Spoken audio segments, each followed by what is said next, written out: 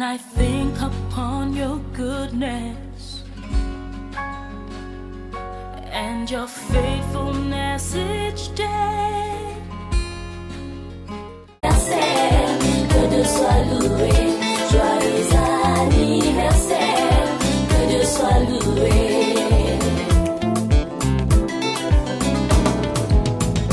Happy birthday to you, praise the Lord.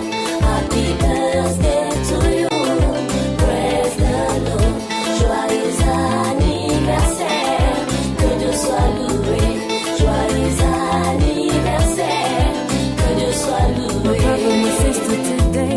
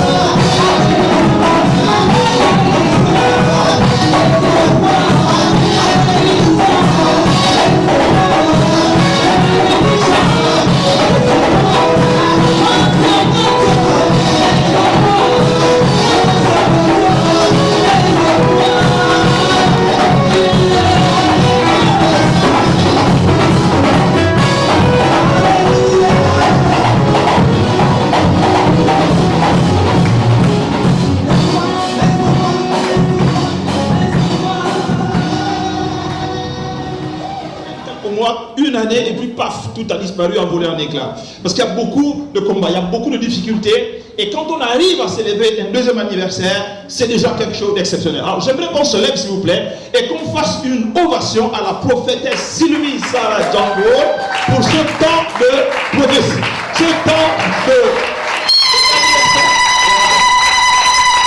Alléluia.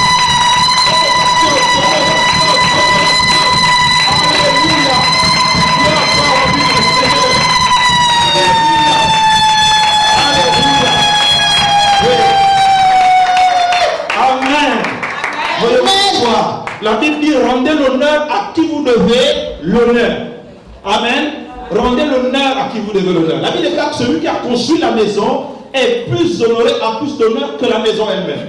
Et comme c'est un travail important, nous devons apprendre à célébrer les nôtres qui font ce travail, qui abattent ce travail spirituel important, qui change les vies des gens. Et donc c'est important non seulement d'acclamer le Seigneur, mais il faut aussi acclamer les serviteurs et les servants du Seigneur. Amen. Alors, je remercie donc le Seigneur d'avoir inspiré la prophétesse qui nous fait confiance pour me donner, d'apporter la parole aujourd'hui. J'aimerais donc qu'on ouvre nos Bibles dans 1 Chronique au chapitre 17.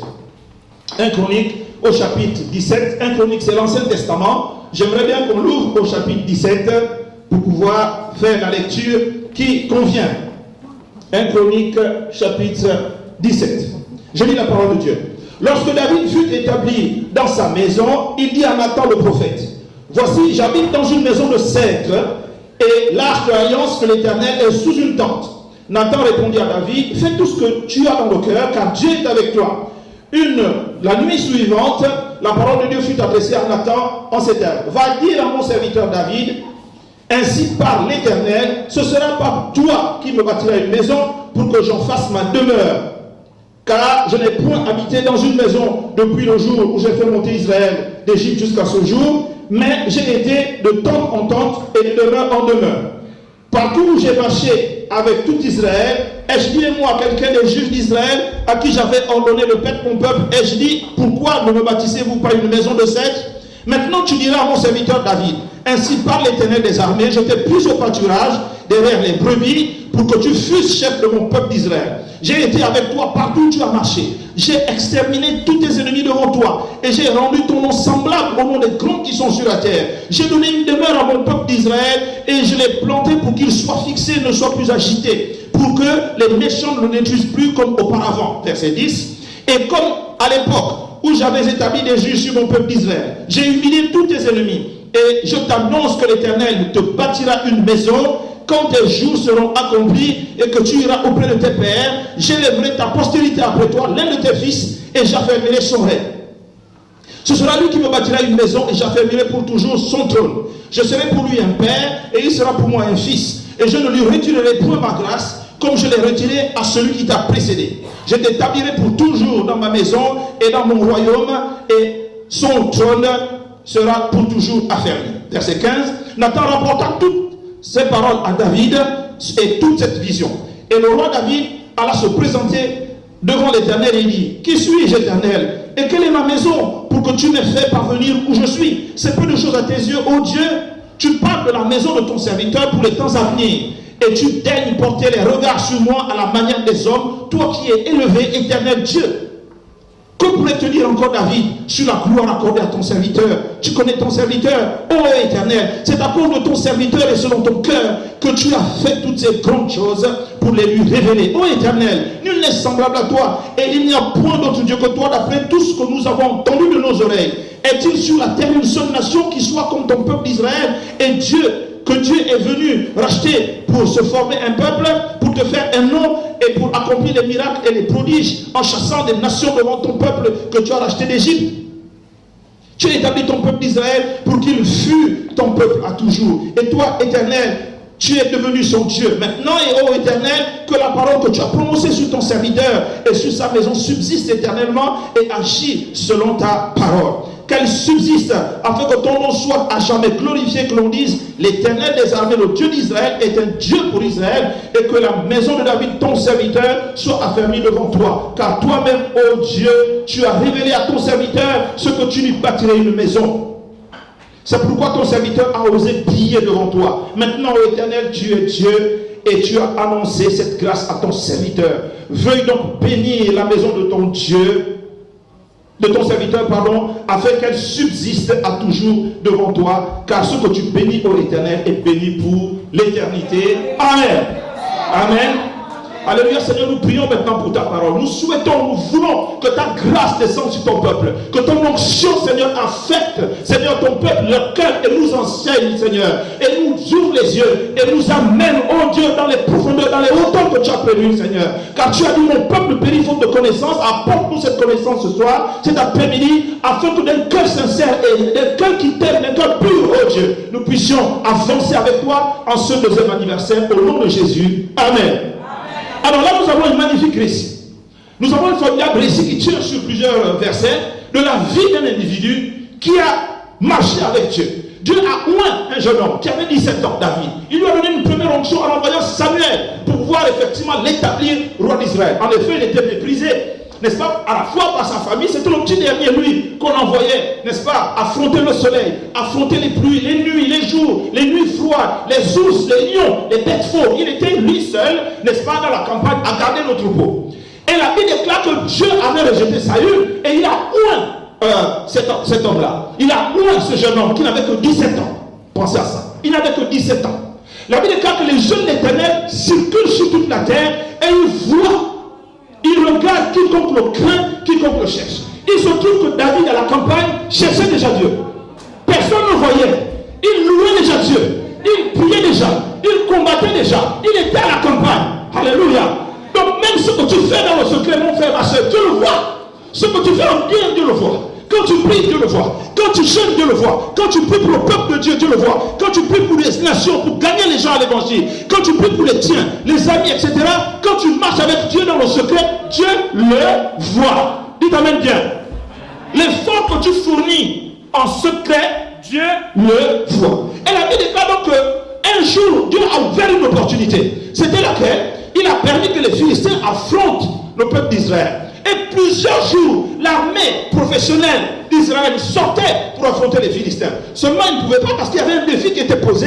L'idée, c'était que le géant des Philistins, Goliath, affronta, n'est-ce pas, un des soldats d'Israël. Personne n'était capable de le faire.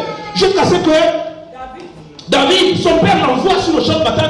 Tiens, va apporter à manger à tes frères. La Bible dit que quand il est arrivé, il a vu Goliath menacer les armées. Il était étonné.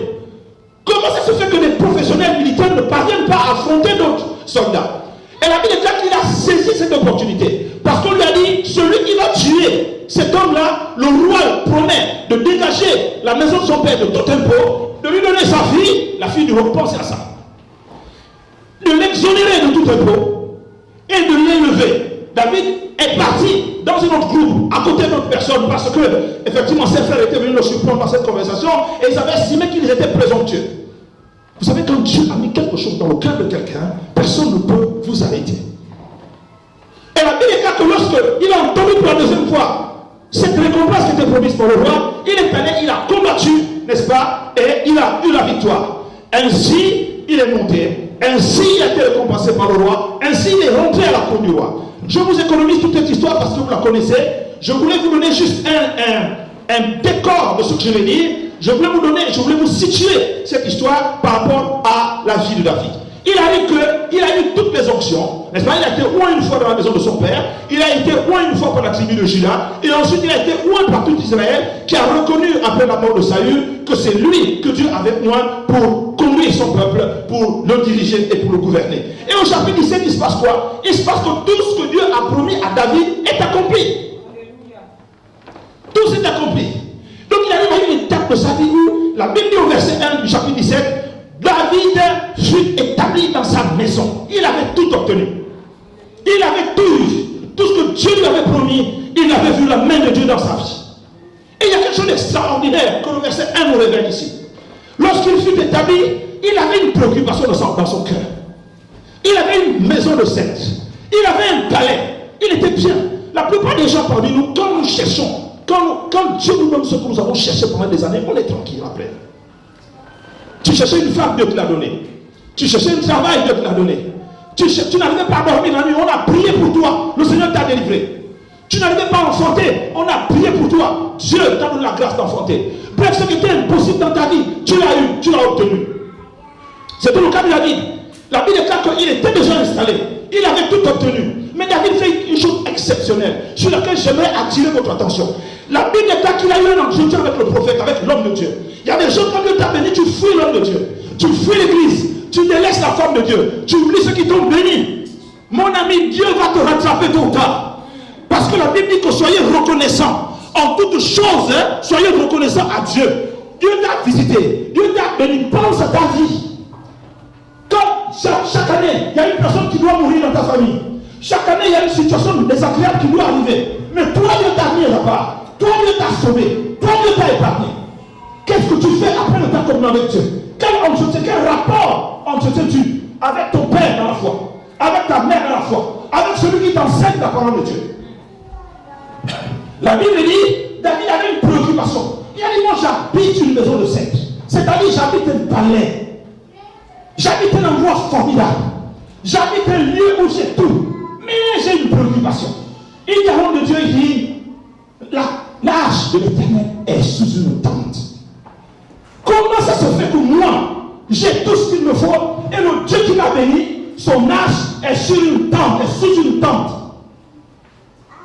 Pensez un peu à ça. Vous savez pourquoi Dieu dit de David qu'il est l'homme selon son cœur? Il y a des gens quand Dieu l'a béni, il oublie Dieu. Il y a des gens quand Dieu l'a visité, il l'a fait du bien, il oublie Dieu. Tu n'avais pas un ministère, Dieu t'a donné un ministère. Tu oublies Dieu.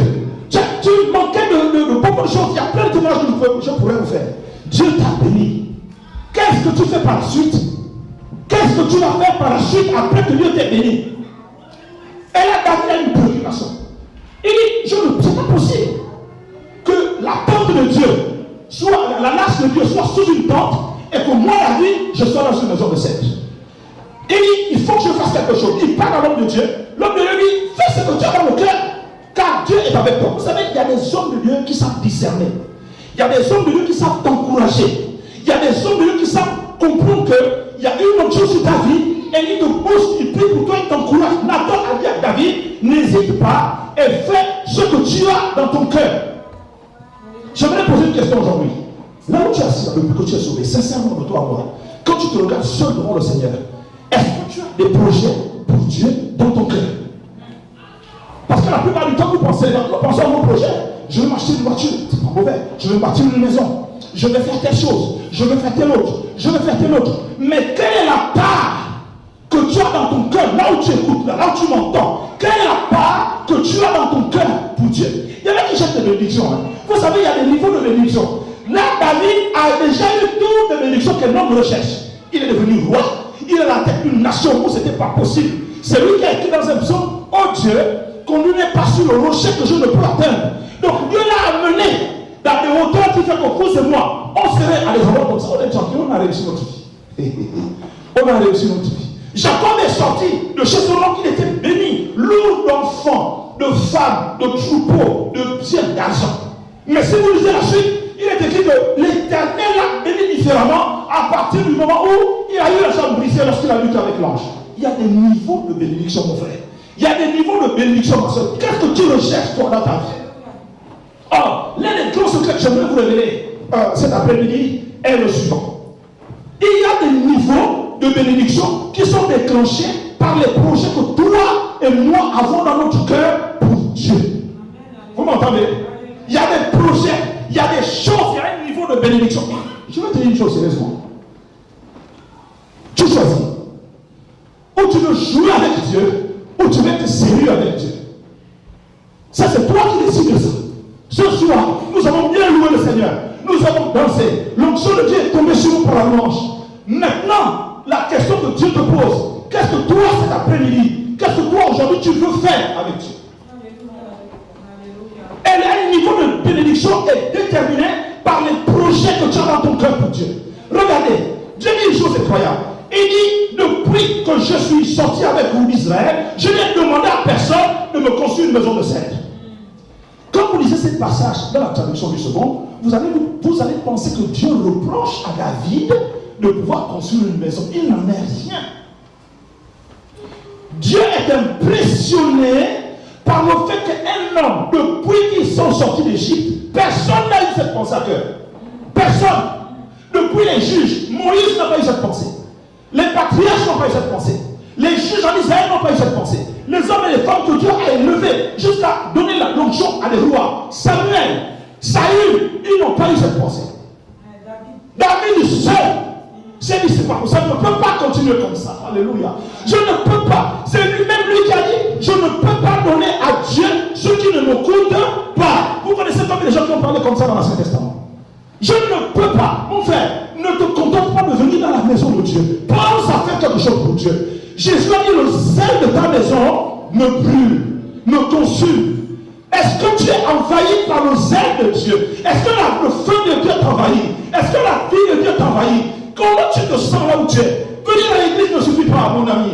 Jouer pour Dieu ne suffit pas. Chanter pour Dieu ne suffit pas. Qu'est-ce que ton cœur se consume, brûle de faire pour ton Dieu? Alléluia. Qu'est-ce que ton cœur brûle de faire? Nous sommes au 2e anniversaire aujourd'hui. La Bible dit que tes progrès soient évidents pour tous. Que tous, comment tu progresses? Tous. Dieu, les démons, les hommes, que tes progrès. Il faut que tu progresses dans ta marche avec Dieu. Tu en es où aujourd'hui?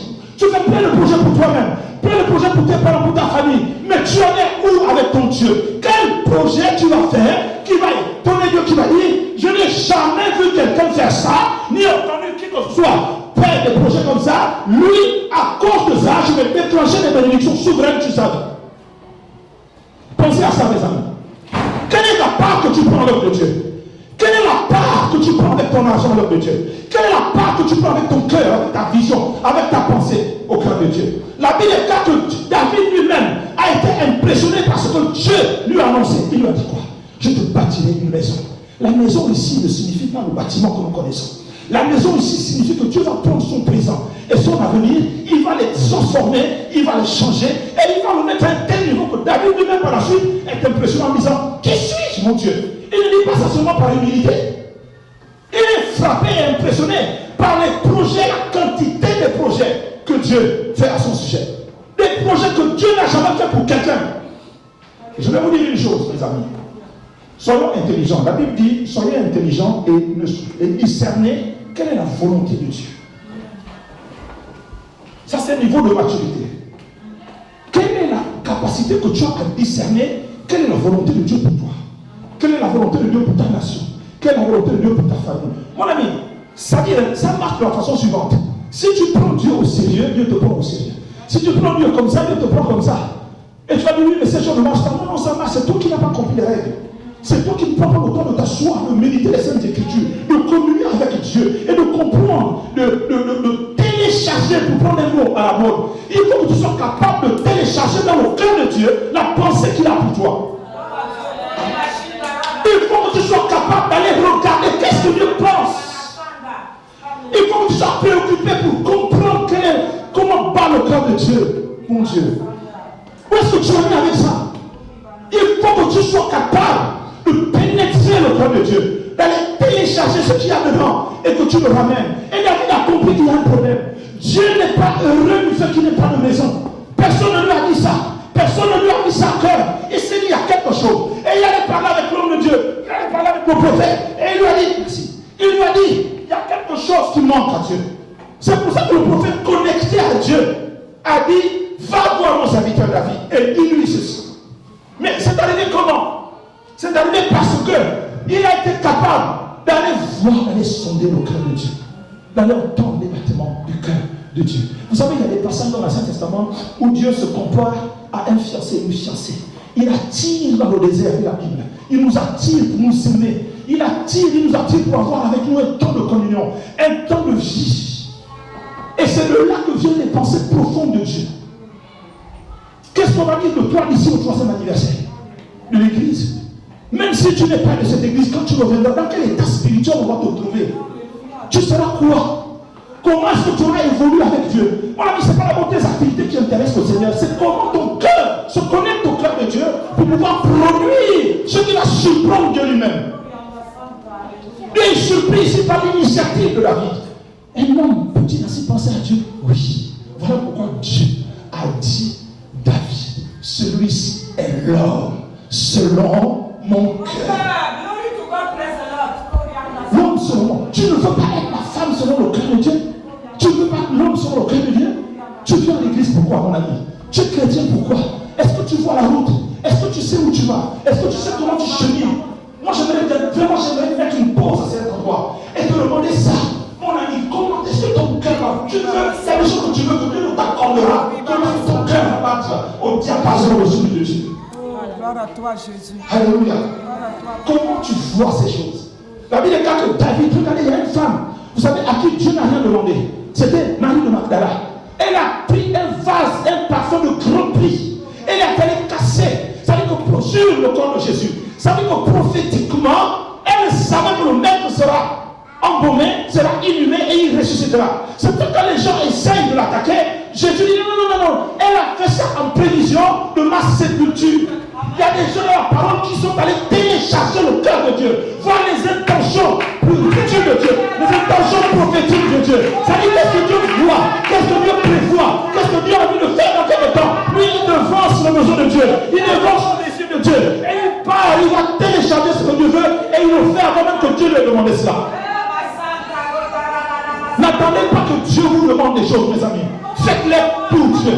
Faites-les avec Dieu. C'est pour ça qu'il est écrit dans le livre de Philippiens, Dieu produit en nous le vouloir et le faire. Alléluia. Est-ce que vous m'entendez, mes amis? C'est lui, Dieu, qui crée en toi, en moi, le désir, la volonté, la capacité, la grâce de faire. David, Dieu ne lui a jamais demandé de construire un temple, mes amis. Dieu ne lui a jamais demandé cela. Mais il est prophétiquement, il a senti que pour faire plaisir à Dieu, je dois faire ceci, je dois faire cela. Est-ce que tu es capable dans ta vie, mon ami, de voir, de devancer les désirs de Dieu, de voir ce que Dieu est capable de faire? J'aimerais vous parler ce soir, mes amis. J'aimerais vous ouvrir l'esprit ce soir par la grâce de Dieu. Marie de Magdala, personne ne lui a dit va casser le parfum sur le corps de Jésus. Personne ne lui a dit ça. C'est pour ça que je dis, et regardez la vie de Marie de Magdala par la suite. La prophétesse dit qu'elle l'a vu au ciel. Il y a des gens comme ça, vous savez, la femme de Zébédée est venue demander à Jésus, je veux que mon fils, l'un s'assied à ta gauche, l'autre s'assied à ta gauche. Jésus a donné une réponse cinglante. Il lui a dit, ça ne dépend pas de moi. Ces places-là sont réservées déjà par le... Mais, ça y est, il y a des gens, mon ami, ça veut dire là où tu es là, attention, hein, il y a des gens pour qui des choses sont déjà réservées. Vous m'entendez? Il y a des gens pour qui des choses sont déjà réservées. Mais toi aussi, on peut te réserver les choses en fonction du sel, en fonction du feu, en fonction de l'amour que tu as pour Dieu, en fonction de ce que tu as pour le faire. On peut aussi à toi te réserver une place, mon ami. Tout dépend de toi. Il y a des gens qui jeûnent pour l'œuvre de Dieu, vous ne savez pas ça. Vous ne les voyez pas. Mais ils prennent temps de jeûne, ils s'enferment comme Anne, fille de famille, s'est enfermée dans le temple. Elle a prié pour l'arrivée du sauveur d'Israël. Israël passait une traversée politique, sociale, économique difficile. Ils étaient envoyés par les Romains. Cette femme est allée, quand son mari est décédé, vous vous rendez compte? Beaucoup aujourd'hui, son mari est décédé, il avait à peu près 25 ans. Elle aurait pu se remarier. Comme nos filles d'aujourd'hui. Quand vous parlez du mariage, quand tu parles, tu es pasteur, tu parles du mariage avec elle, il faut que tu te tiennes à 3 mètres. Parce que quand tu vas donner certaines réponses, elle va bondir sur toi pour te griffer. Parce que tu ne lui parles pas en fonction de ce qu'elle veut entendre. Cette femme est allée se cacher au temple pour faire quoi? Pendant 60 ans de vie, elle a jeûné, elle a prié, elle a cherché la face de Dieu. Pendant de 25 ans environ jusqu'à 84 ans. La Bible dit que quand elle sort de là, elle a 60 ans. Donc elle a la capacité de reconnaître parmi tous ces bébés qui étaient là, qui étaient. Amen. Elle s'est consacrée. Donc Jésus a dit à cette personne-là, la femme de Zébédée, il y a des places. Il y a des places qui sont réservées. Au royaume de Dieu, on ne sera pas tous au même endroit. Il ne faut pas vous tromper. Il y a des places. Il y a des places qui sont réservées. Donc, en fonction de ce que tu fais sur la terre, le problème avec nous aujourd'hui, c'est qu'on aimerait que ce qu'on fait, tout le monde nous applaudisse. Non, ça ne marche pas comme ça. Que le ciel t'applaudisse. Que le ciel t'applaudisse. De ce que tu fais dans le secret. Pour Dieu, par amour pour Dieu. Ruth aurait pu se remarier. Elle a dit à sa belle-mère, je Je sens. Elle a senti qu'il faut qu'elle soit l'enceinte de Jésus. C'est trop long de vous expliquer. Elle a dit à une femme qui n'avait plus la possibilité de faire d'enfant pour qu'elle se marie avec ces enfants-là. Elle n'avait pas d'avenir. Elle partait dans un pays étranger. Elle allait dans un endroit qu'elle ne connaissait pas. Elle n'a jamais mis les pieds. Mais elle dit par la foi, je vais te suivre. Et regardez la fin de sa vie. La Bible dit, regardez la fin que Dieu a donnée aux prophètes et imitez leur exemple. Mon ami, tu en es où? La Bible dit, le roi de Dieu, depuis les jours de Jean-Baptiste, est soumis aux violents. Et ce sont les violents qui s'en emparent. Quelle est ta violence dans la foi, mon ami? Quelle est ta violence dans le Seigneur? Quelle est ta violence? Quelle est ta vie? Jésus a dit, ne sois pas tiède, sinon je te vomirai de ma bouche. Ne sois pas tiède. Ne sois pas tiède. Ne sois pas tiède. Mon Dieu, bouge pour Dieu. Bouge pour Dieu. Ne sois pas tiède. Et Dieu aime quand tu multiplies tes œuvres pour lui. Dieu aime quand tu multiplies tes œuvres pour lui. Tu n'as pas besoin. Quand, je répète, quand Anne, la fille de Phanuel, est allée au temple pour prier Dieu, le Saint-Esprit ne lui avait pas dit de faire ça. C'est elle-même qui a dit, moi, je vais m'enfermer pour chercher Dieu. Quand Marie a cassé le parfum d'Agathe, le parfum de nard, le grand prix, sur le corps de Jésus, c'est pas le Saint-Esprit qui lui a dit de faire ça. Vous comprenez ce que je dis? C'est elle-même qui a dit, par amour pour mon Dieu, je vais faire ça. Alléluia. David, c'est pas le Saint-Esprit qui lui a dit, David va construire le temple pour Dieu. C'est lui, son cœur, qui a dit, moi, je vais bâtir pour mon Dieu. Toi, tu fais quoi pour Dieu? Tu veux que Dieu te bénisse? Ouvre ton cœur à Dieu. Tu veux que Dieu te bénisse? Ouvre ton cœur à Dieu. Fais des choses que tu n'as jamais faites pour ton Dieu. Fais des choses que les autres n'ont jamais faites pour leur Dieu. La Bible est dans le livre d'Apocalypse. Il dit, je connais tes œuvres. Elles sont plus nombreuses que les premières. Vous entendez comment Dieu parle?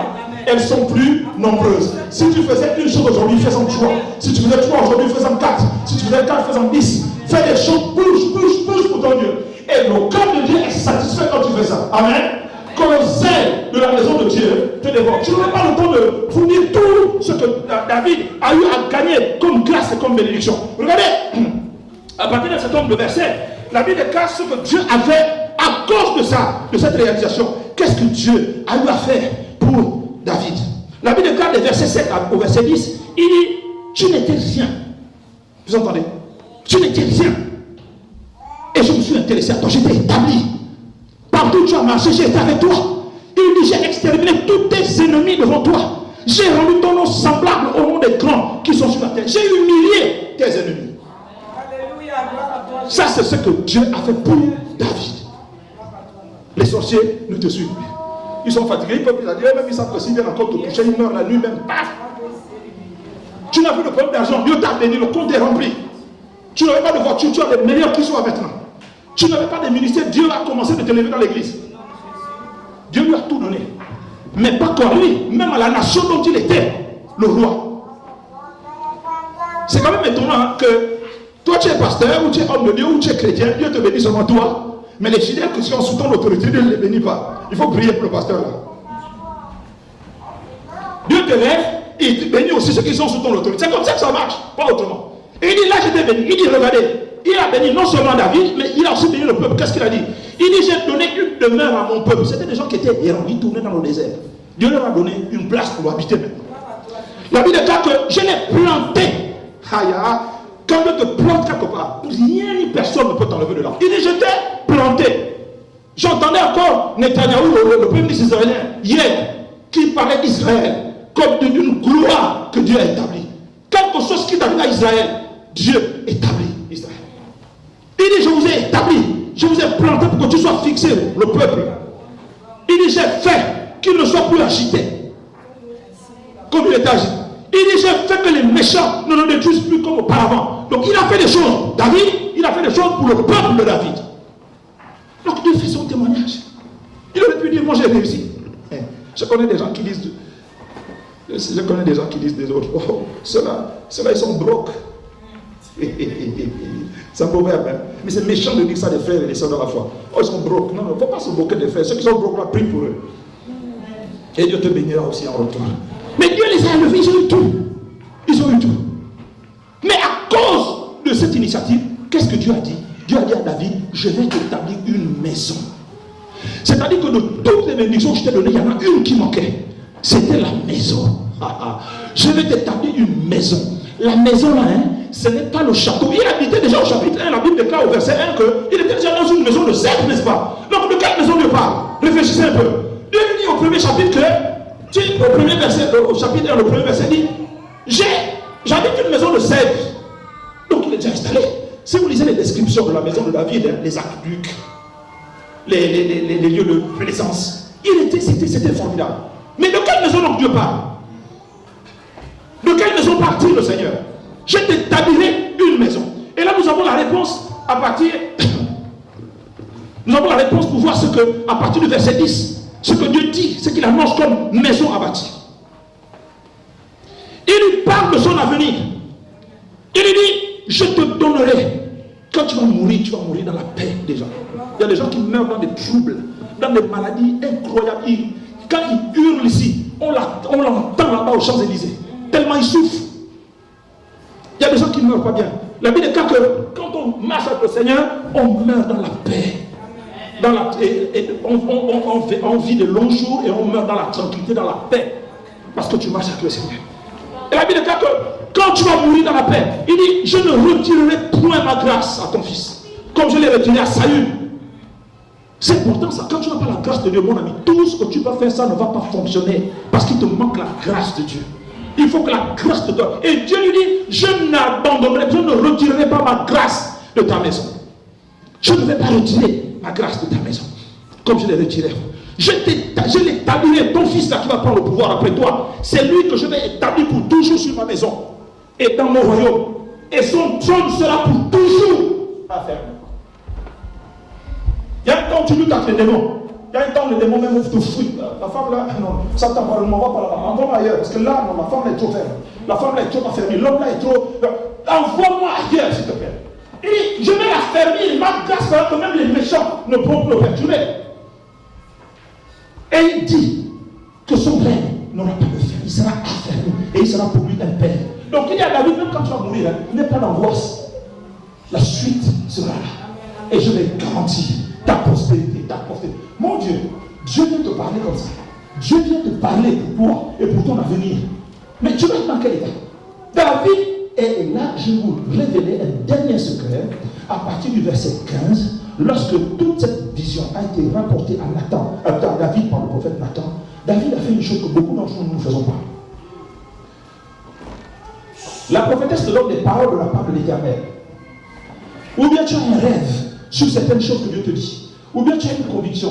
Je connais une soeur avec qui je discute régulièrement au téléphone, qui me dit, elle entend la voix audible de Dieu. Elle entend, comme vous m'entendez, elle entend Dieu. Donc Dieu te donne des grâces comme ça où tu écoutes la parole. Tu écoutes ce qu'il te dit. Le problème que nous avons la plupart d'entre nous, je sollicite vraiment votre attention, c'est que nous nous contentons de ce que Dieu a dit et nous attendons que ça s'accomplisse. Ça ne marche pas comme ça. Parce que parfois tu dis, je ne comprends pas, il y a tant de temps, en telle année, on m'a dit ceci, on m'a promis cela par prophétie, mais pourquoi ça ne s'est pas accompli? Il y a quelque chose que tu ne comprends pas. Dans les règles de Dieu, qu'est-ce qui est écrit?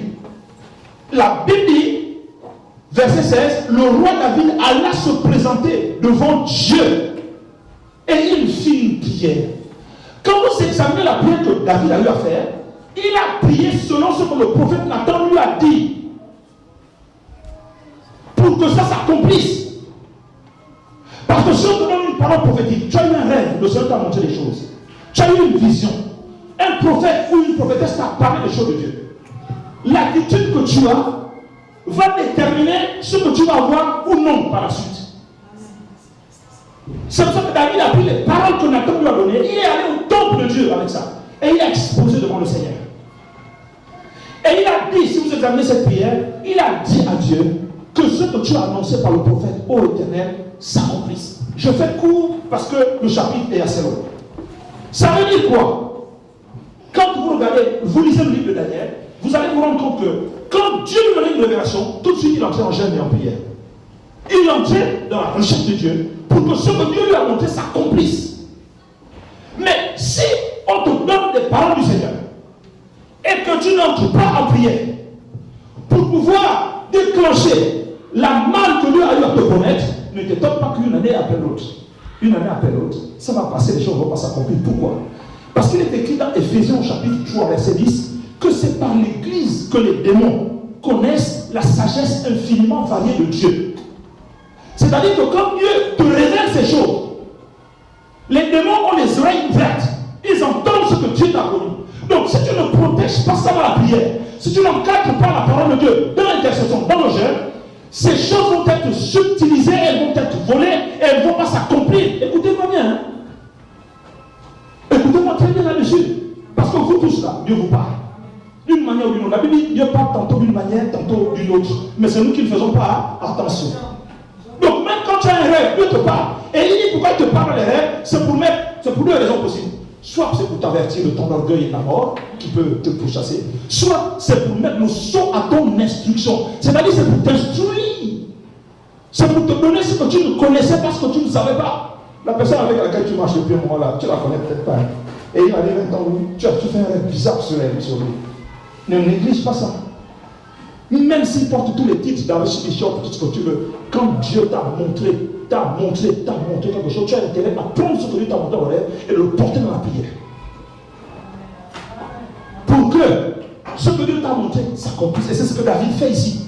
David va avec le propos du prophète Nathan, il amène ça dans le temple aux yeux de Dieu et il prie là-dessus pour que les choses s'accomplissent. Et dans la suite, quand vous lisez les références bibliques, dans la suite, vous voyez comment effectivement l'Éternel a accompli dans la vie de Salomon ce que le Père avait eu à faire comme prière. Et donc le temple est construit grâce à lui. Mais il y a beaucoup de choses, la royauté est élevée, il y a beaucoup de sagesse. Personne n'a été comme Salomon sur la surface de la terre quand Dieu l'a béni. Alors, toi tu en es où aujourd'hui? Comment est-ce que ton cœur justement brûle pour Dieu? Comment est-ce que la capacité que tu as de pouvoir servir le Seigneur se résume en toi? Qu'est-ce que tu construis avec ton Dieu dans le silence et dans la prière? Je voulais vous interpeller là-dessus parce qu'aujourd'hui, c'est un anniversaire. J'aimerais bien lire Ésaïe 60 pour terminer avec vous. Je ne dirai pas que le chapitre est long. Je vais juste lire les 4 premiers versets que nous allons mettre en confession. Ésaïe chapitre 60. Les 4 premiers versets et la suite sera exploitée peut-être différemment. Mais on va lire juste Ésaïe 60 pour terminer.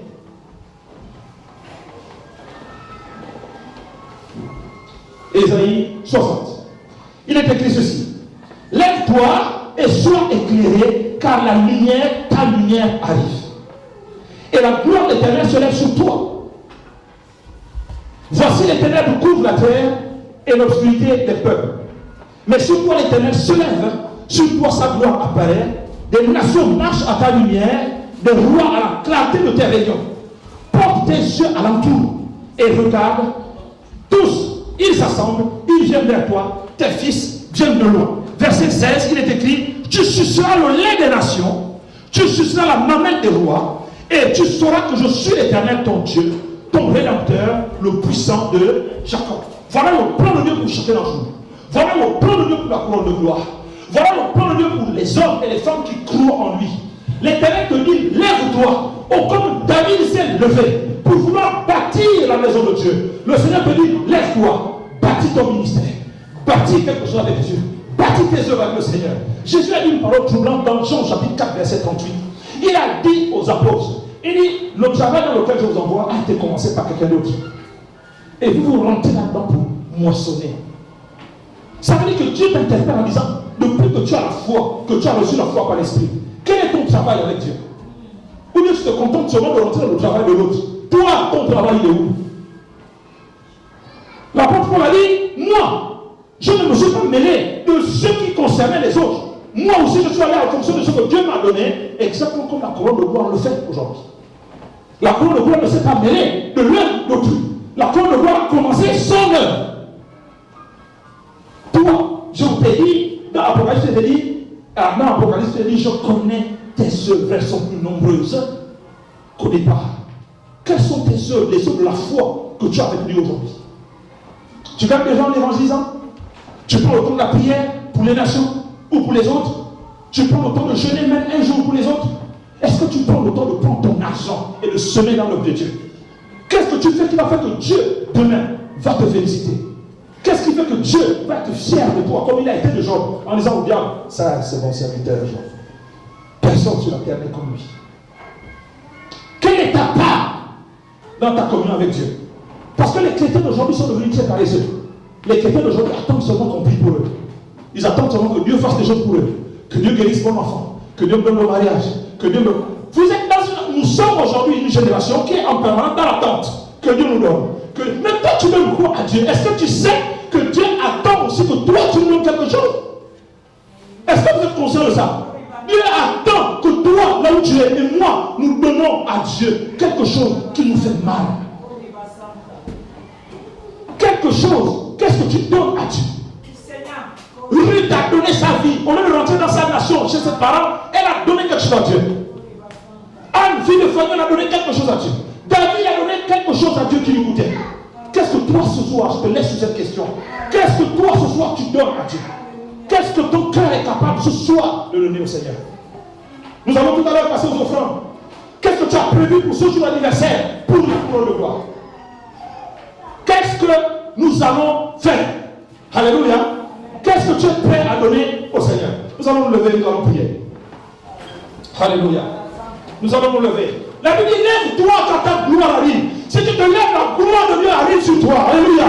Si tu te lèves, la gloire de Dieu va arriver sur toi. Le Seigneur dit, lève-toi, lève-toi. Alléluia. Lève-toi.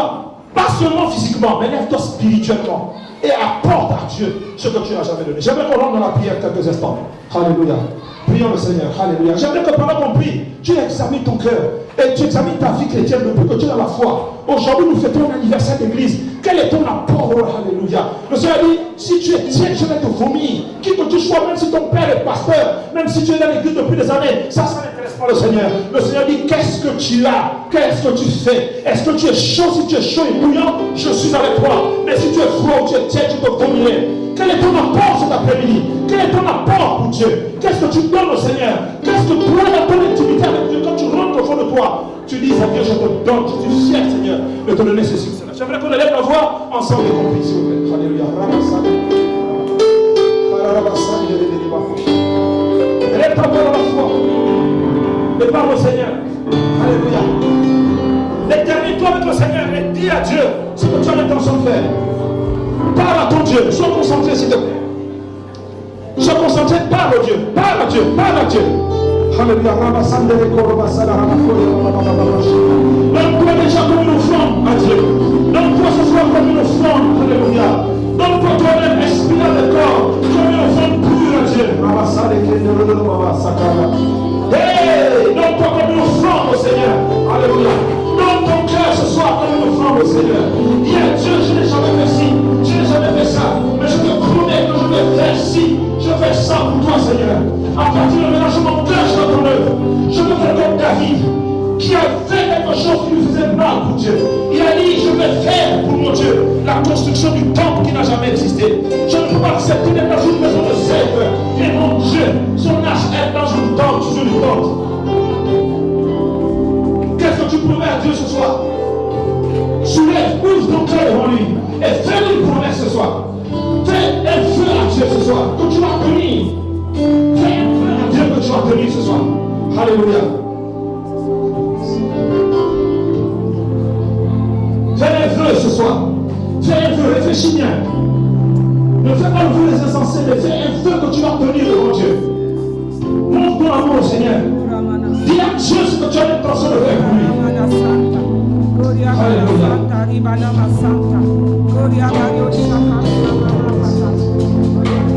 Offre-toi à Dieu comme un culte. Offre-toi à Dieu. Offre ta vie à Dieu. Offre ton temps à Dieu. Offre ta détermination au Seigneur. Offre ta jeunesse à Dieu. Alléluia. Offre ta sanctification à Dieu. Offre ta consécration à Dieu. Fais des projets avec Dieu. Alléluia. Il a eu une fin magnifique. Il a eu des choses heureuses, mais il ne fait pas Dieu. Parce qu'il a fait un feu avec Dieu. Il a dit, je veux construire le temple. Et Dieu a béni, il a déclenché des bénédictions qui n'existaient pas avant. Il a dit, je peux construire une maison parce que tu as fait ça. Parce que tu as fait ça, je peux faire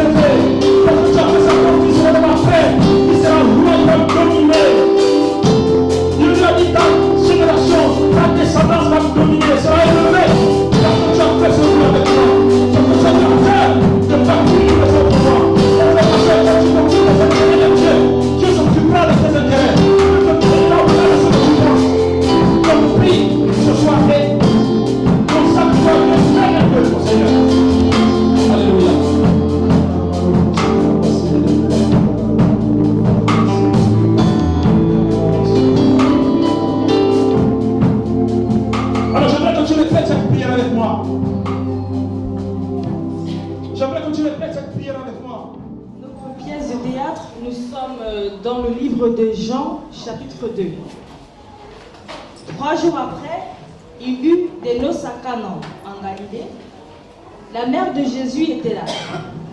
Et Jésus fut aussi invité aux noces avec ses disciples.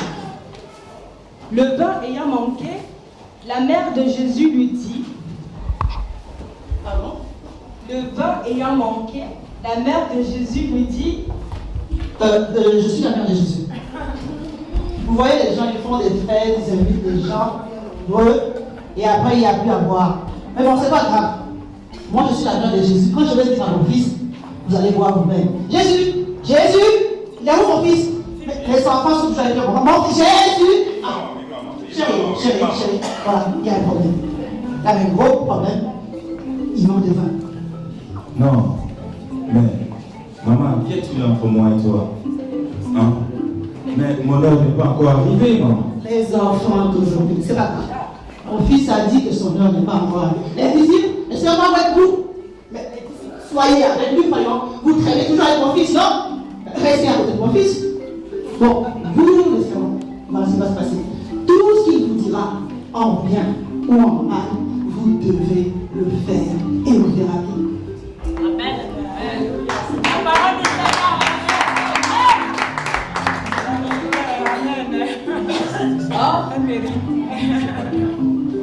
Or, il y avait là 6 vases de pierre, destinés aux purifications des Juifs, et contenant chacun 2 ou 3 mesures.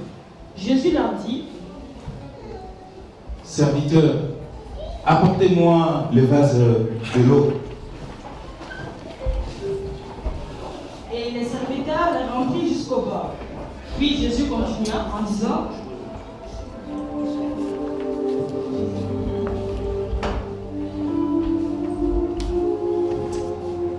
Père, je prie maintenant que tu transformes cette eau en vin. Amen. Et apportez-les à l'ordonnateur.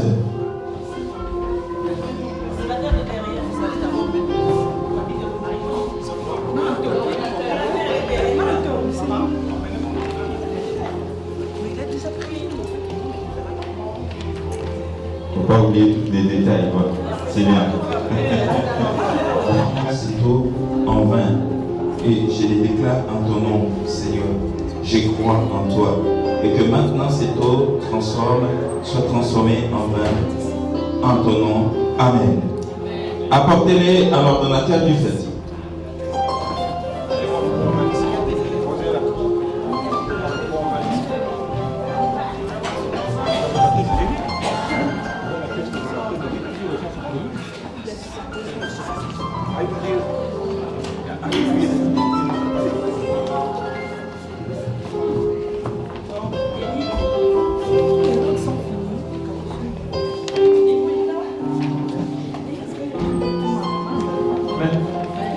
Nous sommes ce bon vin. L'époux, tu as caché le bon vin. Les gens ont d'abord bu le mauvais vin et maintenant le bon vin. Donc là, tu sers d'abord le bon vin. Quand les gens se seront enivrés, après tu vas servir le mauvais vin. Tu as compris? Donc, tu viens, tu prends le bon vin, tu le sers aux gens. D'abord le bon vin, le bon, hein. Parce que jusqu'à présent, tu nous as embrouillé avec le mauvais vin. Mais on boit d'abord le bon vin et quand les gens se seront enivrés, les gens sont bien sous, là maintenant ils peuvent boire le mauvais vin.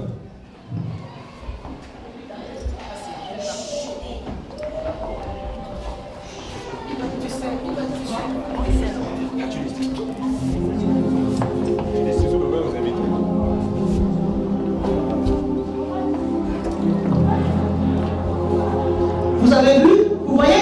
Vous voyez que c'était de l'eau que j'ai mis dans la cruche. Vous voyez maintenant? Montez ça au peuple de Dieu. Qu'est-ce que j'avais dit? Quand mon fils parle, les choses changent, les choses bougent. Alors Jésus, votre Jésus, je vous dis les filles, les hommes, les femmes, vous êtes tous là. Il ne faut jamais oublier son nom. Mon fils a parlé. Vous voyez de vos propres yeux. Si vous voulez un miracle, il n'y a qu'un seul nom. C'est le nom de Jésus.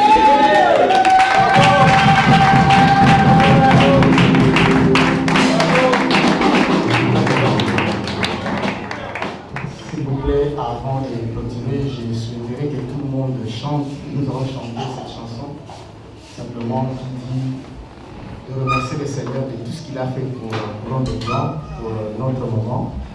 Je bénis le Seigneur pour cela. Donc nous allons chanter cette chanson.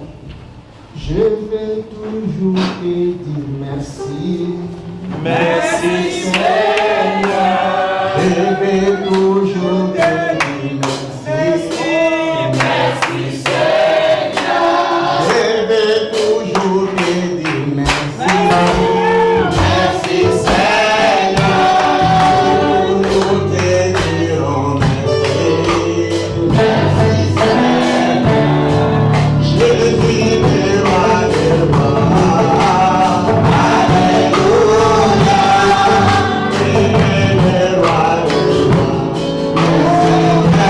Il est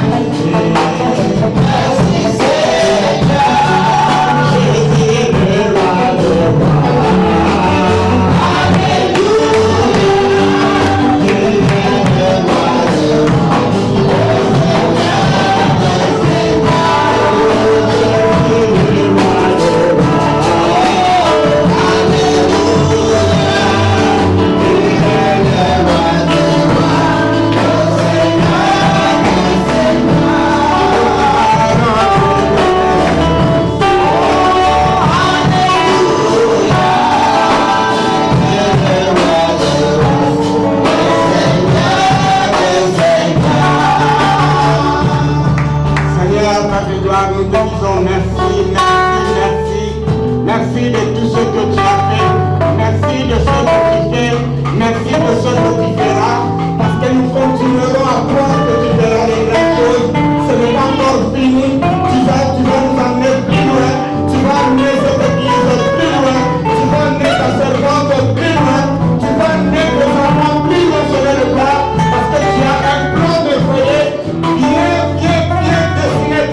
rois.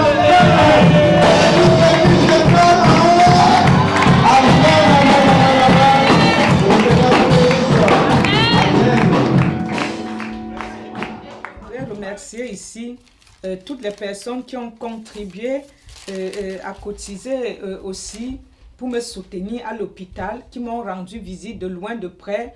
Donc, je déclare, je prophétise et décrète que tous ceux qui ont mis la main en poche, contribué de loin de près, soyez abondamment bénis, car l'Éternel dit, si tu donnes à manger à l'un des miens, c'est à moi-même que tu donnes. Et donc, voilà la parole de 2 Corinthiens 9. 2 Corinthiens 9 qui nous dit à partir du verset 10, celui qui fournit de la semence au semeur et du pain pour sa nourriture, vous fournira et vous multipliera la semence, et il augmentera les fruits de votre justice. Vous seriez de la sorte enrichis à tout égard pour toute espèce de libéralité, qui pour pour notre moyen, ferons offrir à Dieu des actions de grâce, car le secours de cette assistance non seulement pourvoit aux besoins des saints, mais il est encore une source abondante de nombreuses actions de grâce envers vous. Et donc, soyez abondamment bénis. Je suis reconnaissante pour toutes les personnes qui ont été là, tous les pasteurs qui ont été là pour me soutenir à mon absence. Dieu vous connaît, je ne le dirai jamais assez. Tous les brebis qui sont restés fidèles, sans jouer à double jeu, à l'hypocrisie, le Seigneur vous a vu. Que tout ce que vous avez mis la main en poche pour contribuer pour ma sortie de l'hôpital, que cela vous soit multiplié au quadruple, au centuple, au nom puissant de Jésus-Christ de Nazareth. Chacune de vous, pasteur Bellarmin, pasteur Bellarmin, pasteur Anissé et Michel le caméraman et toutes les couronnées de gloire de l'extérieur comme de l'intérieur, soyez abondamment bénis.